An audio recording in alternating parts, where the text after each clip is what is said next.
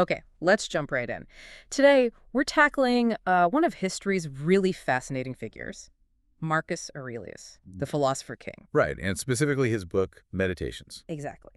But our goal here isn't, a dry philosophy lecture. We want to get under the hood and see it for what it really was. Which was? A survival manual. I mean, intensely personal, written by a guy in, well, frankly, an impossible situation. Yeah, that context is absolutely key. Marcus Aurelius, he reigned from 161 to 180 AD. We call him the last of the five good emperors, but honestly, that label hides a A lot. lot. His time as emperor was defined by just relentless crisis. Totally. He inherited an empire basically getting hammered from two sides. It was catastrophic. We're not talking small problems either. This was system-level stuff. Forget any idea of him just sitting around contemplating things. No way.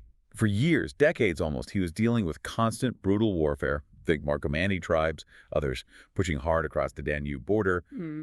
He spent huge chunks of his reign living in military camps. Oh. And at the same time, you have the Antonine Plague ripping through the empire.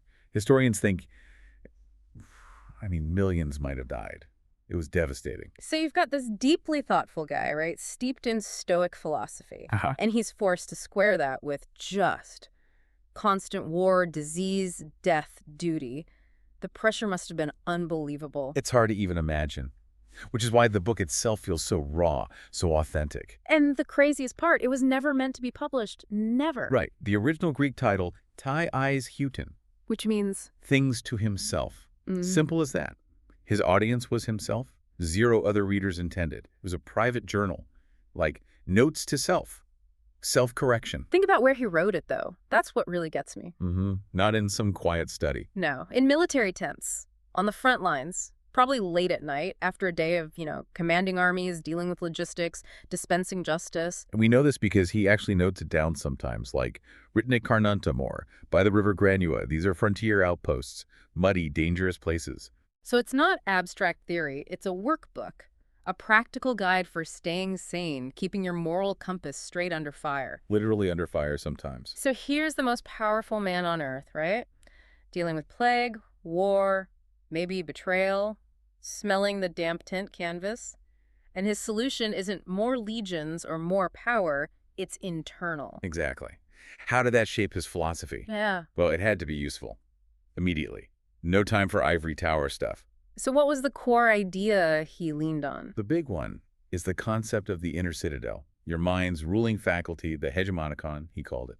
He saw it as this fortress inside you, invincible. Okay. His whole method was about rigorous self-mastery, focusing relentlessly on separating what happens the external event, like a plague outbreak or a battle loss, or someone being difficult from his judgment about that event. Ah, that distinction. Event versus judgment. That's everything. The external stuff, the facts, they can't actually breach the citadel, can't hurt your core self, unless you let your internal reaction, your judgment, run wild. So it's like a mental toolkit he's building day by day under duress. Precisely. Building resilience against everything outside his control, which was almost everything, despite being emperor. Yeah, it had to be tough, practical. He has that line, doesn't he? About life being more like wrestling than dancing. He does. Not a graceful, choreographed dance, but like a wrestler always needing to be ready, balanced, prepared to meet unexpected challenges, sudden attacks. Stay firm. You're basically watching him do cognitive behavioral therapy on himself in real time under the worst possible conditions. It's astonishing. It really is. So what's the takeaway here? Why does meditation still resonate so powerfully today? Well, I think it's because the struggles, even for the world's most powerful man back then, they feel incredibly universal, don't they? Yeah, dealing with annoying people, managing anxiety, trying to find some meaning when things feel chaotic, but that's timeless. And maybe the final thought to leave people with is this. If the emperor, a man who could command legions, move armies, reshape economies, if he found that his most important battles, the ones that truly matter, were won by retreating inside into his own mind, his own soul, what does that tell you about where real strength, real power, real freedom might actually be found?